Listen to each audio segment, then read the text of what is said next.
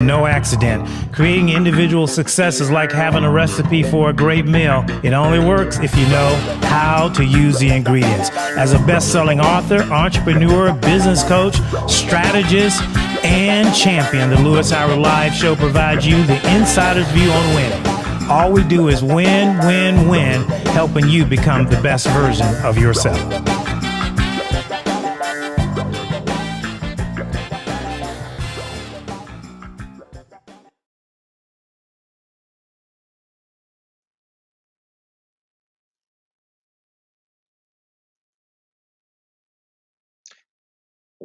Welcome to another edition of Lewis Howard Live. And of course, I am Lewis Howard. I'm always excited to hang out with you for a few minutes and bring you some wisdom, some insight, and whatever's fresh off the top of my mind. I like to hang up in my lair here. I have multiple offices, but this is and a studio, and but this is one of the places I like to just kind of bring you some quick thoughts and so forth. So hey, how you doing? So I've been thinking a lot about influence and our world that we are currently in, as we have exited, for the most part, a pandemic, and now we're into post-pandemic world, whatever you call that. But there's still after effects that are influencing our daily lives, right? Some people are still not comfortable not wearing a mask, and that's not a judgment; it's just an observation. Some people still feel comfortable, not uh, exposing themselves to, having a mask. Um, and But the world keeps going, isn't it? Interesting that no matter what happens, time does not stop, and it keeps going.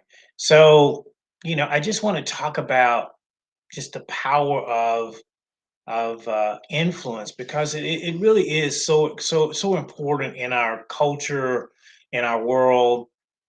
And I'm looking up kind of what I wrote, and what how important influence is for everything you do, right? I heard somebody just say this: the who in your life influences the where. Okay, what does that mean? That means who you hang around with, who is most important to you, will influence where you end up. So, if you're a college or high school, even elementary, who you're hanging around with will decide where you go. One of the best quotes I ever heard uh, was from one of my favorite motivator, teachers, inspiration, success champions, was Jim Rohn. And Jim Rohn said this. He said, "There's two parts to influence.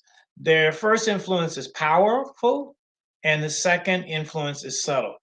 Which he goes on to say, he says, "You wouldn't let someone push you off course, but you might let someone nudge you off course and not even realize it." That's how important the who is.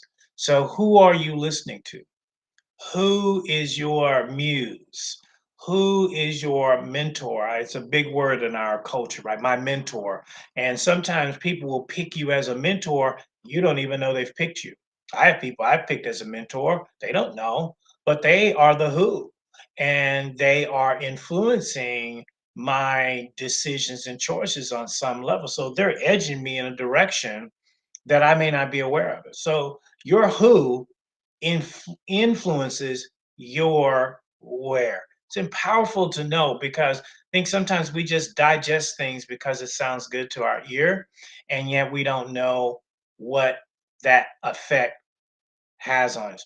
When you're standing around, listen to your boys talk about how they treat their women and treat their wives, or maybe you're listening to songs about certain views of a woman and how you're going to treat her and what she's good for, and how many you got in every area code or whatever the thing is, that will start to influence you, because all of a sudden you may start thinking, well, I need to talk that way to my girl or my wife or my partner, and that may not work.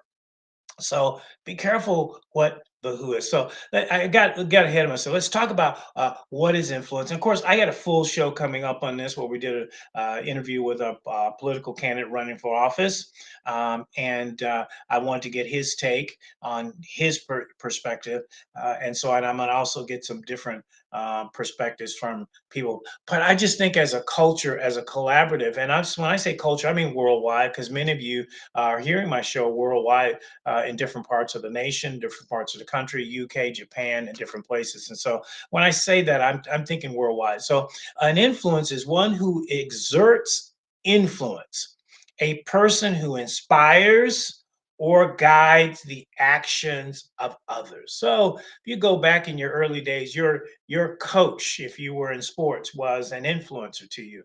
Your teacher was an influencer to you.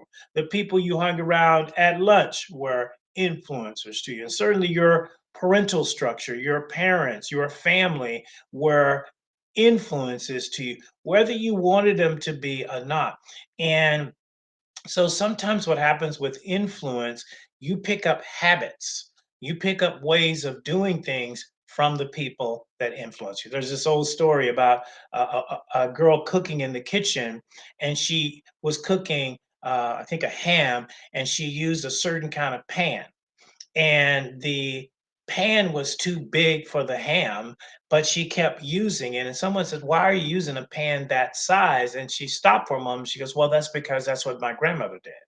So her influence from her grandmother led to how she prepared a meal, even though it wasn't necessarily practical. What are you doing that you have learned from someone that has been a mentor that's not even practical for you? I did it for years, right? I've picked up habits from people and tried to carry them out, and they weren't practical. There was a time where I grew up around hustlers and uh, pimps and street dudes, and you're hanging around them. And so, as a young boy, I picked up some of their habits, and one of their habits was always have a stack of cash. Right, always have a stack of cash. And so I just picked up this habit of constantly, I want to have a stack of cash because that really shows how cool I am. Right. And as I got older and got into the business world, I started to hang around what my mentors were millionaires, and they carried a little cash, but they never carry stacks of cash, because when you're carrying that much cash, that money is not working for you. So they knew that to keep the best money in the bank, keep a little bit of pocket change, maybe a couple thousand here and there. But the reason why these guys did that is, one, they didn't have bank accounts, they didn't have credit, right? They didn't have storehouses to put their money into. So they carried their wealth around with them. And a lot of them would end up being robbed, in jail, murdered over that money. Or they would lose the money because they would get into a gambling situation. So, but that influenced me for years to think I needed to have a stack of money in my hand to prove I was like the guys who influenced me. So, something subtle, right? But it steers you, as Jim Rohn said, it pushes you in a certain direction. Because if your money's in your hand, it's not in the bank, right? Now, I salute if you can do both. If I can keep a big stack of money in my hand, and I get keep a big stack of money in a bank. So you see the cash money team, right? The boxer, right? He does that a lot, right? He throws stacks and stacks of money on the bed because he's got stacks and stacks of money, right? Because he's made big money into the fight, and so he can stack his cash. Mayweather can put his money out like that. He can stack it in a Maybach if he wants to do it. We see rappers trying to emulate that, but the rappers don't have that kind of cash, right? A lot of times they're borrowing money from a banker who's standing off on the side of the video, letting them use the cash so they can act like they're making it rain when they're really borrowing the money. They're leasing the money. It's not really their money. And if it is, the money's not working for you if you're sitting there playing with it like that. So that's just one example of influence. It's how you work. Your work ethic could be influenced by your influencer, who influenced you on work habits, right? Where did you learn work habits? And so if you learned work habits from the agrarian age, which is the farm age, and we're in the technology age, and you're heavily influenced by beating the sun up, right? And getting out and getting your work at 4 or 5 o'clock in the morning, right? And yet technology never sleeps. So the reason why the agrarian people did that, because it got hot. So by noon, it was hot, and you were not going to be able to work at noon. So you needed to get up before the sun came up. So you have 3 or 4 or 5 hours to put into your work before it got too hot. Because by between 12 and 3, I don't know about you, but I was raised in the South. And I know by 3 o'clock, you're not playing outside. You are going from point A to point B, and usually one air conditioner to another air conditioner. So that was what drove the agrarian society. They needed to get up. I'm in technology. I can run this thing 24/7. It's always going. I can get up any kind of time of the day, and I don't have a limit. I don't have a turnoff time. So what are you influenced by that's maybe it's outdated? If you were in the industrial age, right? We call it the industrial age, where that was the age of factories, where the dad, mom, grandpa, they worked a 40-hour week in the factory because that was what was required. You talk to a lot of people that worked in General Motors, steel plants, and they had to put in a 40-hour week. One, that was union required because they were part of a union, and that was part of the deal that they would make, is putting in a 40-hour week. But the other reason is because their work combined with 15 other people work is what got the wheel or the engine or the things as a part of the assembly line. They were part of assembly line, so they had to put a certain amount of time into that. Okay. So again, that was an industrial age, right? That was the factory age. And usually those people burn out after 20 years. They can't keep up and doing it. So guess what they had to do? Retire. Okay. I hear people talk about retire. What are you retiring from? It's like this big word. I retired at 30. I retired at 40. Right. But the reason why those people retired is because their bodies couldn't hold up to that 8 to 5. They could do it when there was 20 and 30 and 40, but they couldn't do that back breaking labor work when they're 50 or 60. Their health would not hold up. And so there became this age of retirement in America that says by 60, yeah, you probably need to start taking it easy. But man, again, I'm living in the tech world. I don't need to take it easy. It's not tiring me to sit here and do this with you. I'm using very little energy sitting here to do it, other than what's coming out of me as far as, vocal.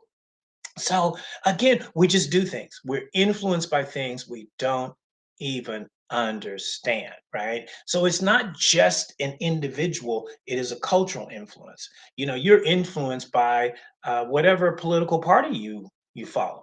Okay, you're influenced by that. You listen to that particular individual, you follow what they say, you believe what they say, you trust what they say, and you have conversations based on what they say. I've been in a room with people that I know that they are repeating a narrative that somebody told them on CNN, that they heard from some expert, some lobbyist, and now they're repeating it about a certain matter or a certain thing. Okay. Same with the other side. But is that your narrative, or is that somebody else's narrative influencing your conversation? Right. Biggest narrative right now as I'm doing this show is the incident between Chris Rock and Will Smith. Okay. And you got people on both sides of it, and they're influenced by one thing that they hear, then they're influenced by another thing that they hear. But here's my question to you. What does it matter to you at the end of the day? Whether it was staged or whether it was real, whether Will had a mental breakdown or whether it was some stunt. What does it matter to you? Did that make you richer? Did your family get healthier off of that? Did you get a promotion for coming in and having the latest details? No, you know what it was? It was a distraction conversation to kind of take you out of your world for a few minutes and let you think about something else. It influenced you to kind of check out. I've learned just to keep my head straight ahead and stay out of that, because if it's not personally, hey, if it ain't my cousin, it ain't my kid, if it ain't my family, and it's not part of my mission, my assignment, and purpose, nah, I really don't care that much. And I know that sounds kind of selfish, but it is, because if I don't watch it, I'll be into everybody's business except my own. Okay. I'm up to speed on everybody's life, and mine is falling apart. And so I want my life put together so I can help more people, just like what I'm doing with you. So influences go way back. They go way, way back, and and it really is designed for you just to think about a little bit about what influence is. Let me uh, just give a couple takeaways. Number one, no influencer starts with a goal to be an influencer. They become an influence usually through their work, through their opportunities, or through their platforms, right? Um, you want to focus on being an agent of change. If you become an agent of change, you'll get to influence. Oprah Winfrey did not start out trying to be an influencer. Oprah Winfrey started out trying to get a job and an opportunity. She had gotten fired from WGN in Chicago, and she wanted to come back. She still wanted to be in that space, and it gave her an opportunity to do that. And now, of course, that involved into great influence in the shows that she's done, but that's not how she started out, right? She didn't start out going, I'm gonna be Oprah, I'm gonna be this great big thing in the world. No, sometimes you just start out with the simplest thing. I got a dream, and here's what I want to do. Influencers have both vision and character, right? Influence is a person that can show you certain things about their life and lifestyle and how much money that they have and what they're doing and who they're doing it with and where they're going and what I'm eating and how cool I am. But if you don't have the character to go with that, I don't want you influencing me, and I don't want you influencing my family. I don't want you influencing my life. Why? Because character matters. I don't need just the optics of the person being a good person. I need the reality. I need the character. How's the character check? Let me hear about that character thing, right? We see that in athletics. The person is extremely talented, but guess what? Got a character issue. So you got to fix both. You got to have vision, but you also got to have character. I've spent a lot of years working on my character, right? I think my character is more popular than my vision, but I wanted to be a person that people could count on. If you put me in a room with $1 million, you better know there might be 2 million when you come back, but it ain't gonna be less than 1 million, right? I'm gonna make sure it's there because that's what character does. If you leave me in charge of something, it's gonna be the same or better than when you gave it to me, right? Uh, don't use people to profit for your own gain. This is for people that want to be influencers, right? Don't use people, right? That's a horrible way to be an influencer. There's a lot of people use social media to use people to get them money and get them big and get their platform. And you followed them and you've done all the things, and yet your life is the same. So don't be a user of people, right? Be a giver of people. Be an investor into people. Be a contributor to people. Be patient, whatever you want to do. If you want to be influential, be patient. It takes time. There's no flipping the switch, right? Some people make you believe that they're overnight successes. There are no overnight successes. Everybody had to wait in line at some place at some time. Don't believe that, right? And usually, when people do get overnight success, they usually crash really quick because their system internally is not really ready for that. So be patient. Be patient with the growth and expansion. You'll get there if that's what your call is. You'll get there. Model what you teach and demonstrate to others. So if I happen to be able to fortunate enough to sit down to dinner with you and you're a billionaire and you are a mentor, model what you've been teaching. What I find a lot of times when I sit down with successful people, they're very different in private than they're showing in public. And the two don't line up, and it's usually not in a good way. You want to be the same person privately as you are publicly. Now, I'm not saying that you don't value your privacy, because some people do, and they're more laid back in their private world, but their character is the same. Their mindset is the same. They're not saying one thing on stage and doing a whole nother thing, right? Off stage, telling you not to drink on stage, and they're getting drunk off stage, right? Whatever is not a judgment. I'm just saying, be the same, be consistent. I can't tell you how many people have met their idols and met their heroes, and they were so disappointed by their behavior. There's a famous actor, and I won't call his name, but we were hanging out together in Bellevue, Washington.